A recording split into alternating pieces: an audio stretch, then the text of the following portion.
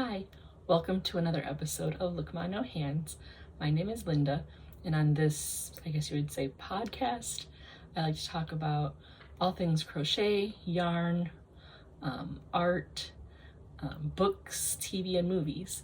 So if you're into that, stick around. This week what I'm wearing is not a crochet piece. I always complain about when the weather is warm. I have a hard time wearing crochet items. I tend to be kind of on the warmer side. I don't know if you can notice right now I'm kind of glistening. So what I'm wearing this week is just another blouse that I have hanging out in the closet. It's kind of one of my favorites. Very lightweight. It's sleeveless and just kind of like a light, almost t-shirt weight type of shirt. One of the reasons why it's my favorite is it's a piece that I took with on my first and only ever trip to New York City. And I wore it when I got to go be an audience member at Good Morning America. So yeah, that was just a fun memory. So whenever I put this shirt on, that makes me think of like that trip and how much fun it was, even though we were only in New York City for like 24 hours, super fast, like kind of spur of the moment thing that happened for us.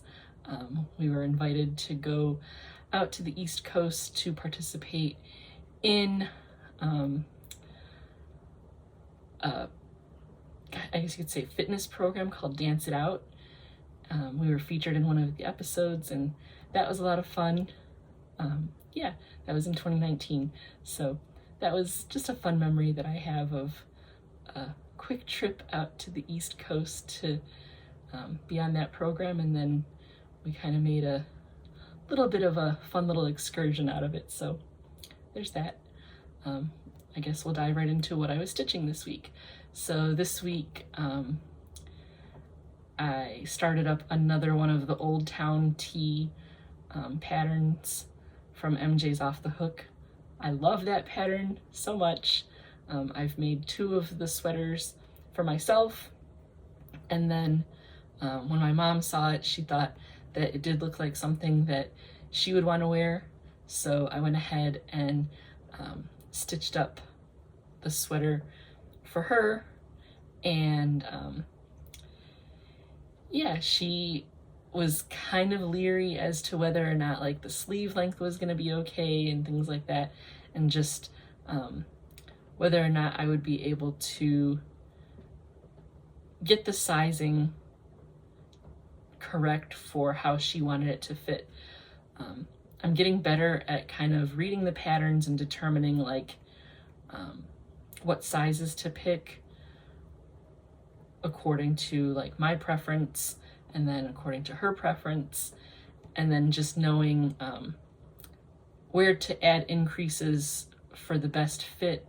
So in the pattern for the size that I made for Mom, it was only recommended to do an increase in one place, but I know kind of how she likes her clothes to fit, and I thought if I only do the increase in that one spot, then it'll fit great for that area that needed the increase, but then other places where she wants a little bit more ease and a little bit more positive ease, it wasn't going to give enough ease to her liking. So I went ahead and added another increase in another spot, which I'm so glad I did, because the way that worked out, then it fit her literally like it was made for her, because it was.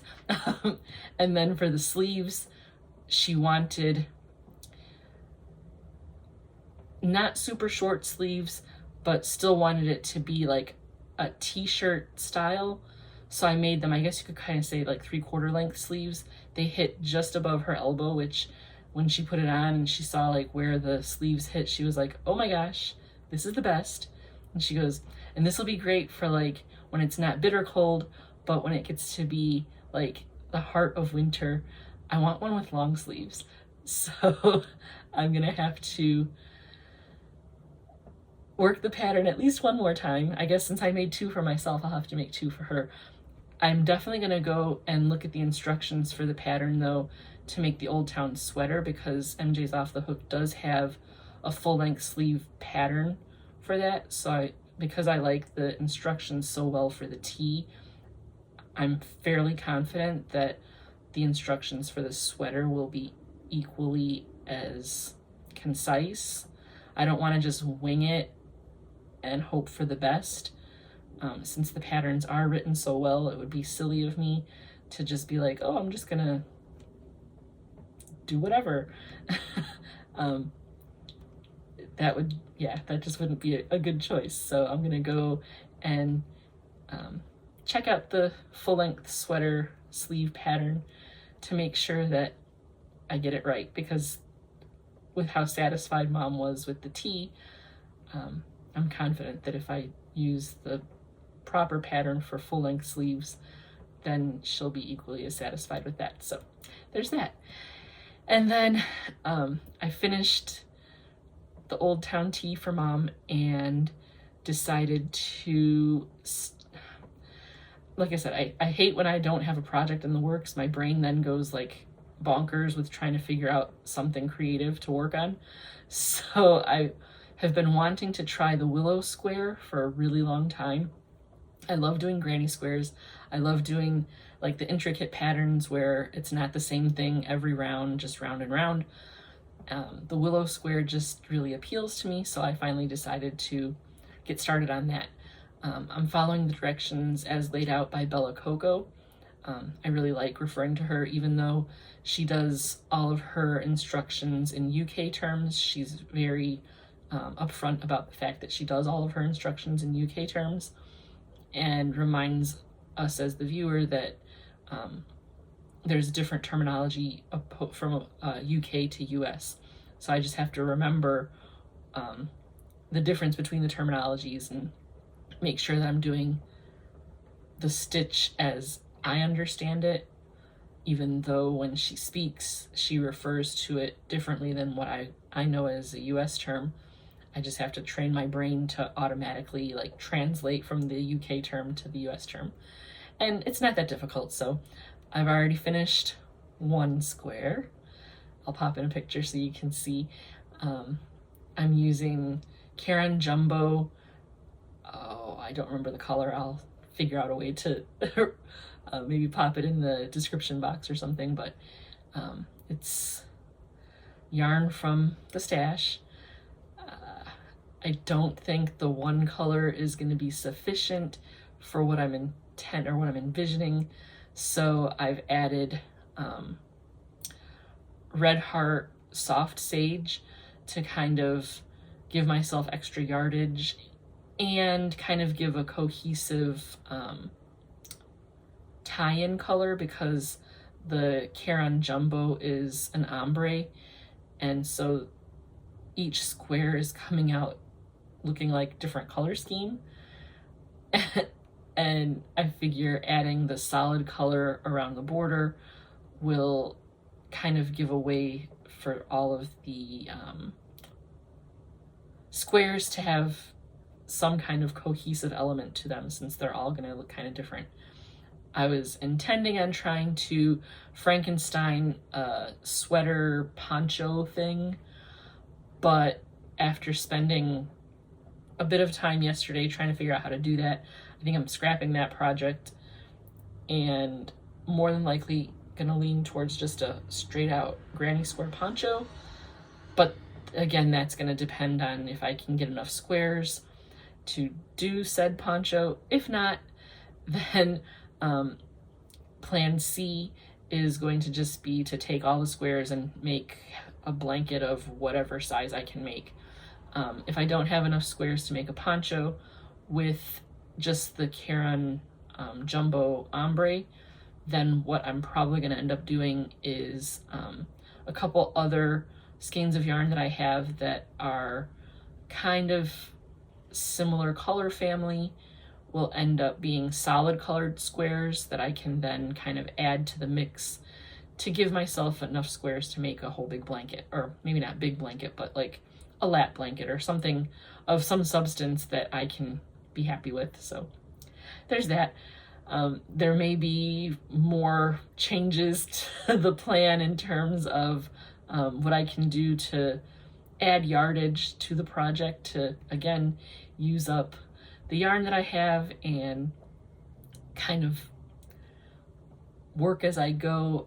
to decide maybe it will. I really would like to do a poncho, bar none. Like, that's my go-to project of garments for myself. I love the way the square is coming out, so in terms of that, I've been wanting to do like a Willow Square garment of some sort. So that's my hope and intent, but it'll all depend on what the yarn tells me it can do. So there's that. Yeah, we'll see what happens with how the project comes along by the end of the week into next week to show my progress. And as usual, I'm kind of just going with the flow.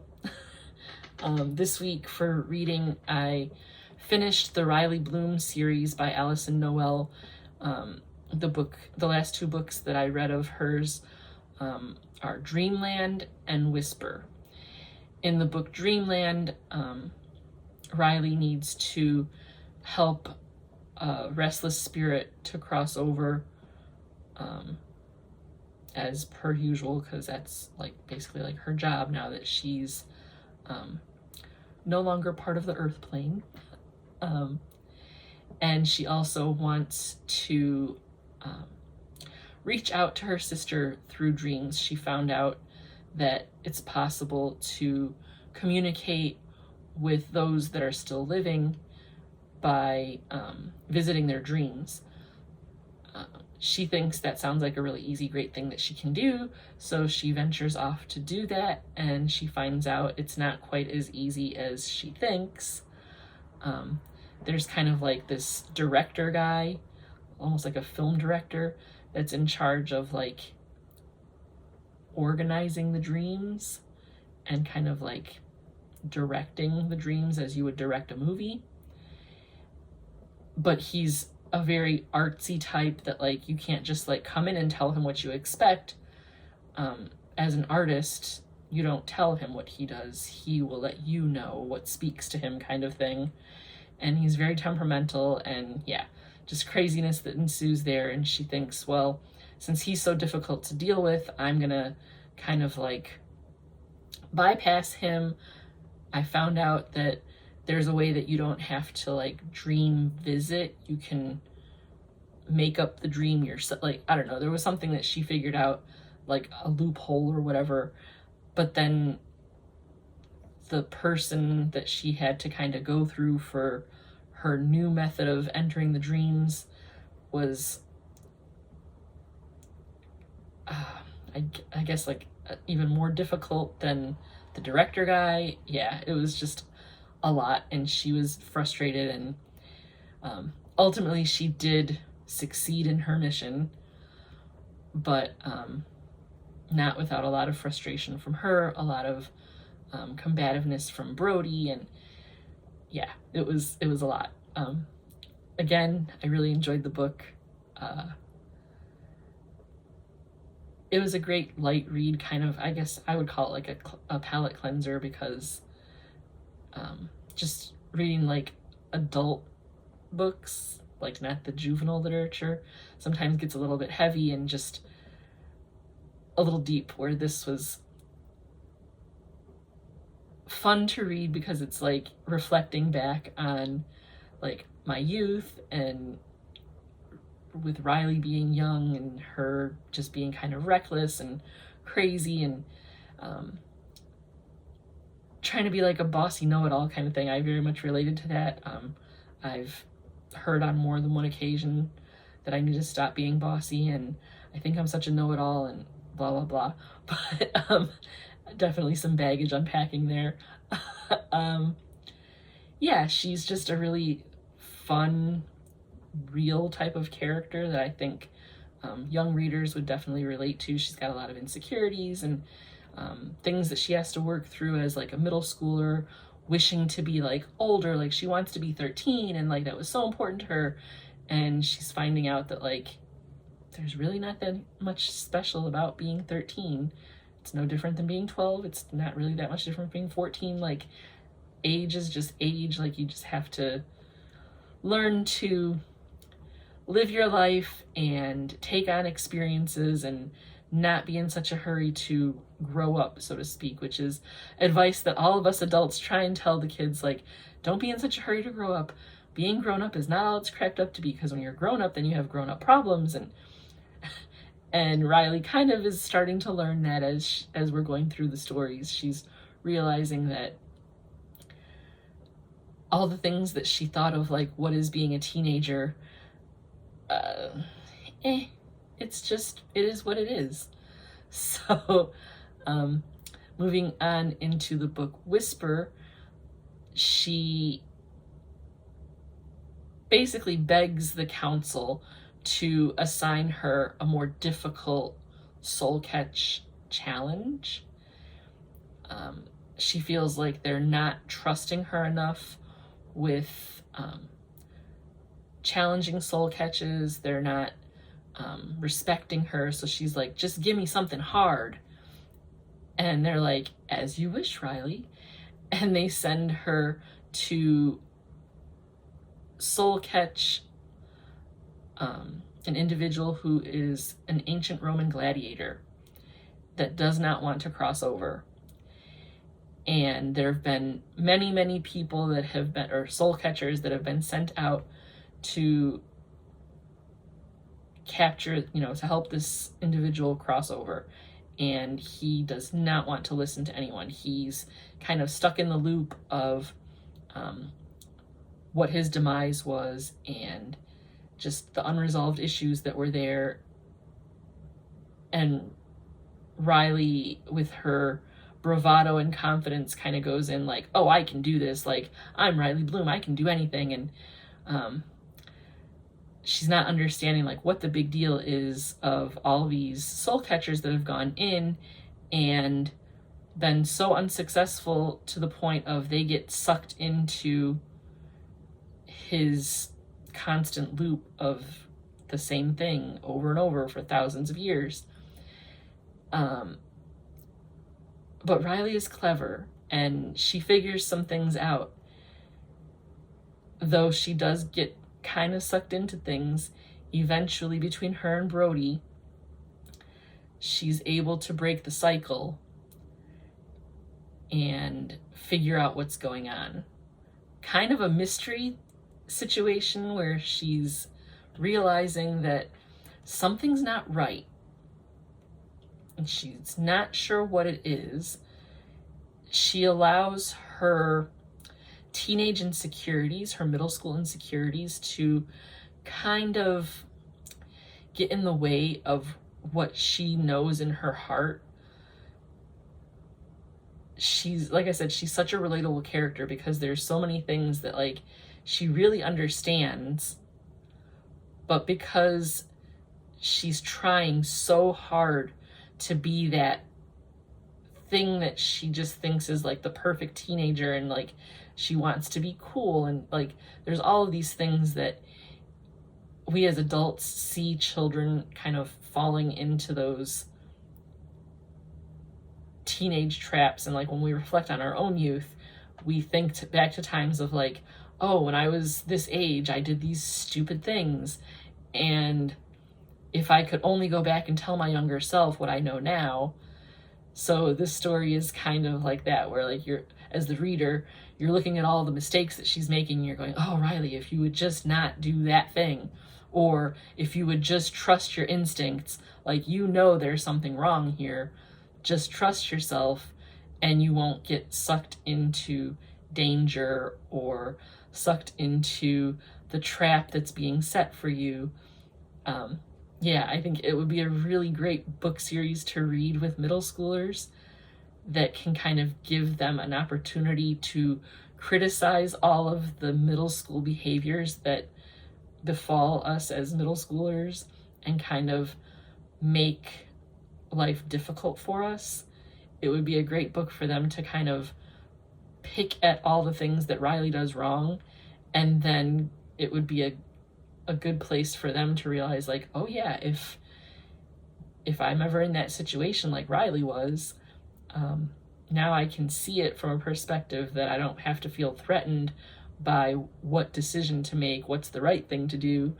I don't know, my teacher brain still goes into that realm, even though I'm not teaching anymore. I always think of like using literature and social emotional learning and things like that. Like, yeah, I can't, I guess you can take the teacher out of the classroom, but you can't take the classroom out of the teacher. I don't know. That's just, I get a lot of enjoyment out of reading juvenile literature and thinking about like, if I was back in the classroom, like how could I use this? So there's that. Yeah, like I said, I can't escape being a teacher. It's like part of my soul. So that's what I was reading this week. I have my notes here. What I've been watching, a lot of the same, watching General Hospital, although this week Tim ditched me at the end of the week like he does quite a bit. So I watched the show without him because I can't not watch General Hospital. He's gonna sit down with me this weekend now and get caught up on everything. So yeah, we watched that, and then we started up with the new season of Dancing with the Stars. This year we're getting a little high tech with our scorekeeping. Instead of me doing it on a piece of graph paper and writing down all the information, Tim took the reins and made a spreadsheet for our scorekeeping. So we're still going to be keeping score, but now he's in charge. He's the one marking down the score and coming up with the system for how, like I said, we always pick like who our favorite one, like who we hope to win and things like that. So this year we're in agreement on we want Robert Irwin to win. He's like our choice for the whole thing. Even while we were watching this week and seeing like the order in which they were presenting the dancers, we both said, oh my goodness, they're saving the best for last. And they absolutely did. He was phenomenal. Hopefully that doesn't set him up for being like the one that's like on the attack between like the judges and the other dancers and stuff. Like, hopefully he just keeps getting better and better each week, although he did such a good job this past week that I don't know where he can go from there. I mean, he's gonna be very, very interesting to watch. So, and it was fun to see like his family in the audience and stuff like that. So yeah, we're excited about this season of Dancing with the Stars. And then we've been watching Who's the Boss, so we're still continuing to watch that, getting closer and closer to the end of the series, and Tim saying, when this is done, what do we watch next? So we haven't decided quite yet what to watch next, but we'll figure something out. We watched also on Hulu the movie Evita, starring Madonna and Antonio Banderas. Another like fun historical type movie to watch. Being a musical, he was like, my goodness, the entire movie is just them going from one song to the next. But yeah, that's just kind of how musical programs are. It was as enjoyable for me as it was back in the late 90s when it first came to theaters. Like I love musicals, so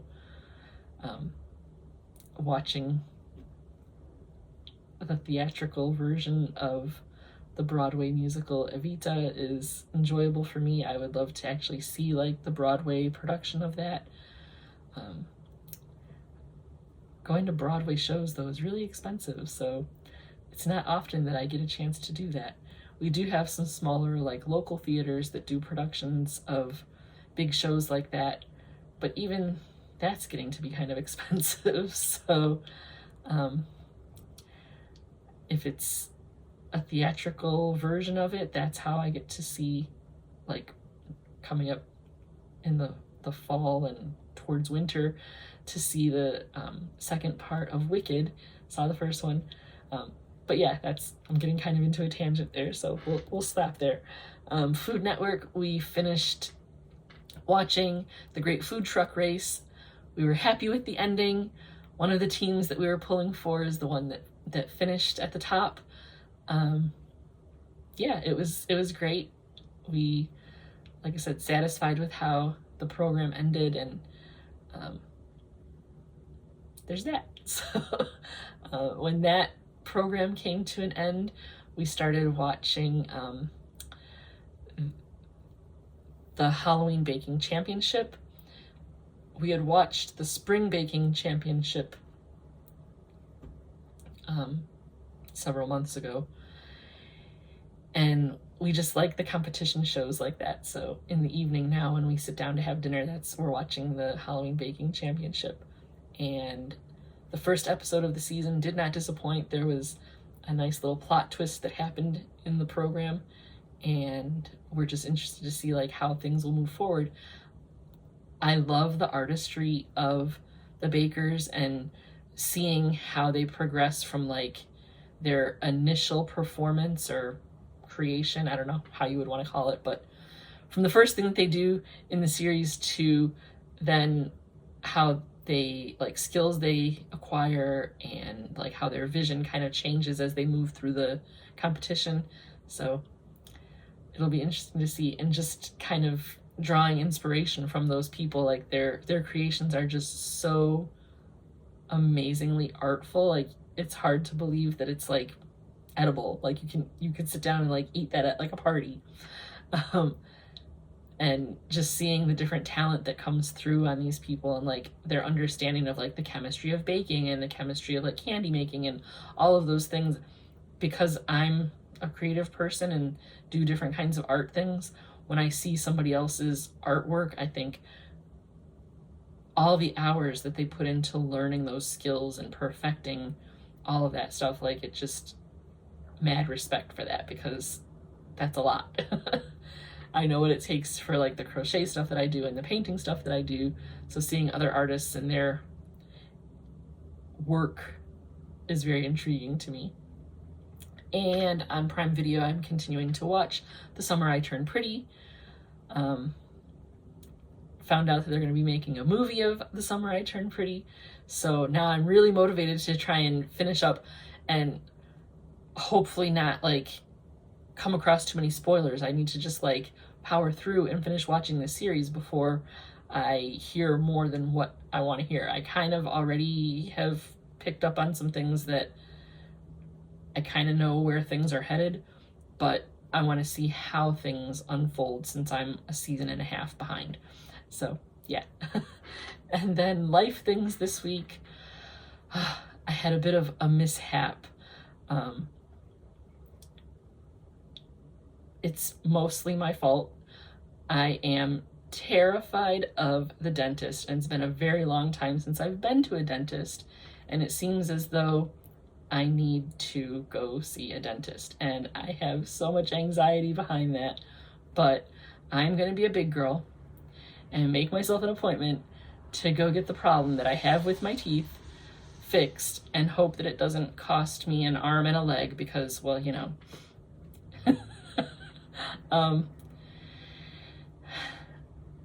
Yeah, it's causing a lot of like just for me. But I'm gonna go, like I said, be a big girl, take care of the problem, and do better about making regular visits to the dentist, even though, like I said, it's the worst kind of anxiety that I have in my heart of hearts. So just send out the good vibes, the prayers, whatever you do to like, yeah, hope that I can get through this without too much, like my head exploding or something, I don't know. Oh, and I almost forgot. I went to the movies this week with my mom, and we saw Downton Abbey, the final chapter, which I'd seen the previous movie with her. I'm not a big Downton Abbey fan, but she is, so I'm cool with being her Downton Abbey movie-going partner. Because I'm not a fan, like, it wasn't something that I was, like, totally moved by, but it was a fun movie to watch. Period pieces are one of those kind of things that, like, I can totally get behind that regardless of whether I'm, like, a diehard fan or just, like, meh. I know she really enjoyed it, and like I said, it was a fun, there were a lot of cutesy little, like, jokes in there and kind of, like, poking fun at, like, different societal issues that through a modern lens we can kind of be a little bit like haha about. So that was fun for me to kind of get into and watch, considering I'm not like a diehard Downton Abbey fan.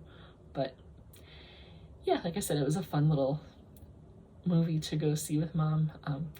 We love spending time together. Like we laugh, like pretty much every time we get together we're laughing about something. We find humor in some of the silliest things. So yeah, my husband always jokes that we're like a couple of little schoolgirls always giggling. We can't help it, we find each other funny. So yeah, it's always fun times with Mom when we're hanging out together. And I guess with that, that's all I have for this week.